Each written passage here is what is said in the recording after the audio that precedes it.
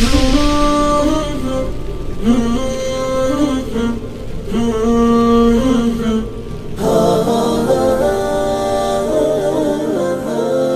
آپ کو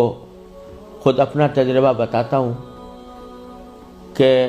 سن 1978 میں، یعنی آج سے تقریباً 38 سال پہلے مجھے سب سے پہلے امریکہ جانے کا اتفاق ہوا۔ اس وقت 1978 میں سب سے پہلے میں امریکہ گیا تھا، اور ایک مسلمان تنظیم کی دعوت پر گیا تھا۔ مسلمان تنظیم کا اس وقت بہت سی مسلمان تنظیموں کا ایک وفاق تھا جس نے ہمیں دعوت دی تھی۔ تو جب میں اس تنظیم میں پہنچا اور اس کا سالانہ کنونشن تھا، اس میں حاضری ہوئی، تو سب سے پہلے تو میں یہ دیکھ کر حیران رہ گیا کہ جب شام کو دعوت کا اہتمام کیا گیا تو اس میں کہیں دور دور حاضرین کے اندر اسلام اور دین کا کوئی شائبہ نظر نہیں آتا تھا۔ خواتین اور نوجوان لڑکیاں وہ مردوں کے ساتھ اور نیم برہنہ لباس میں بیٹھی ہوئی تھی، اور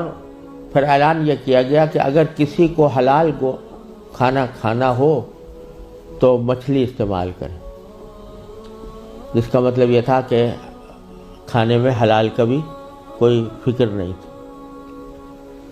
وہاں بیٹھنا مشکل ہو گیا، ہم لوگ کہیں الگ چلے گئے۔ اس کے بعد معلوم ہوا کہ ایک رقص و سرود کی زبردست محفل منعقد ہوئی۔ ایک بوٹنگ کا پروگرام تھا، اس بوٹنگ کے پروگرام میں سارا جو پروگرام تھا وہ رقص و سرود کی محفل میں گم ہو کر رہ گیا۔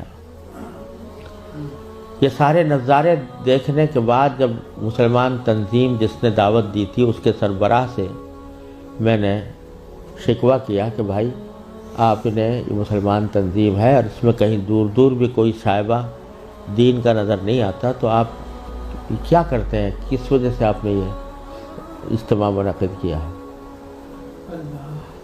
تو وہ لبنانی تھے وہ صاحب جن سے میں نے شکوہ کیا، تو اس کے جواب میں ان کی آنکھوں میں آنسو آنے لگے اور کہنے لگے مولانا آپ صحیح کہتے ہیں، لیکن یہ وہ قوم ہے کہ جس کے بارے میں بس ہم اتنا چاہتے ہیں کہ یہ کم از کم اپنے آپ کو مسلمان کہتی رہے۔ یہ اگر ہم یہ سمجھتے ہیں کہ اگر یہ صرف اپنے آپ کو مسلمان کہتی رہے تو یہ بھی ہماری کامیابی ہے، ورنہ اس کو اسلام سے کوئی تعلق رہا نہیں۔ ان کے آباء و اجداد کھانے پینے کی تلاش میں، تجارت اور معیشت کی تلاش میں یہاں آئے تھے، ان کو اپنے بچوں کی تعلیم و تربیت کی کوئی فکر نہیں تھی۔ یہ اسی ماحول کے اندر پلے بڑے ہیں، اور اس کے نتیجے میں ان کو دور دور بھی کہیں ان کے اندر کوئی شائبہ دین کا نظر نہیں آتا۔ ہمارا کام صرف یہ ہے کہ ان کو اس بات پر جمع کر لیں کہ بھئی تم مسلمان ہو، اپنے آپ کو مسلمان کہتے رہو، ورنہ اسلام کی کوئی چیز ان کے اندر باقی نہیں رہی۔ یہ منظر میں نے سن 1978 میں اپنی آنکھوں سے دیکھا، اور یہ عبرت ہوئی کہ اگر مسلمانوں نے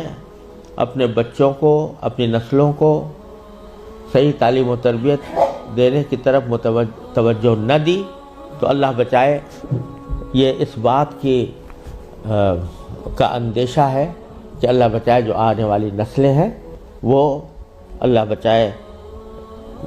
مرتد نہ ہو جائیں، اور اگر خدا نہ کرے ہماری اس بے توجہی اور غفلت کی وجہ سے ایسا ہوا کہ ہماری نئی نسلیں گمراہ ہوئیں، غلط راستے پر گئیں، تو اس کا وبال ہمارے اوپر ہو، کیونکہ قرآن کریم کا ارشاد یہ ہے کہ ایھا الذین آمنوا قوا انفسکم واہلیکم نارا۔ جہنم سے بچانا صرف انسان کے لیے اپنا فرض نہیں ہے کہ وہ خود اپنے آپ کو بچائے، بلکہ اپنے گھر والوں کو بچانا بھی اس کی اپنی ذمہ داری۔ اور یہ بڑے شرم کی بات ہوگی کہ ہمارے آباء و اجداد نے ہمیں اللہ تعالیٰ کے فضل و کرم سے ایمان اور اسلام کی دولت ورثے میں عطا فرمائی، اور ہم اپنی اولاد کو اللہ بچائے غلط راستے کے اوپر ڈالنے کے ذمہ دار بنے۔ اس سے زیادہ شرم کی، اس سے زیادہ نقصان کی کوئی اور بات نہیں ہو سکتی۔ لہٰذا یہ مسئلہ جس اہمیت کے ساتھ توجہ کا محتاج ہے،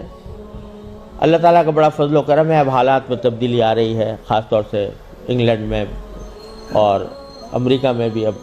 بہت مسلمانوں کو اس طرف توجہ ہوئی ہے، ادارے قائم ہو رہے ہیں، لیکن جس پیمانے پر ضرورت ہے اس پیمانے کی ابھی تک کمی ہے، اور اس کا واحد علاج یہی ہے کہ جس کے دل میں بھی یہ درد ہے وہ دامے درمے قدمے سخنے جس طرح بھی ہو سکے وہ ایسے ادارے قائم کرنے کی کوشش کرے، ان اداروں کے ساتھ تعاون کرے، اس میں اپنے بچوں کو بھیجنے کا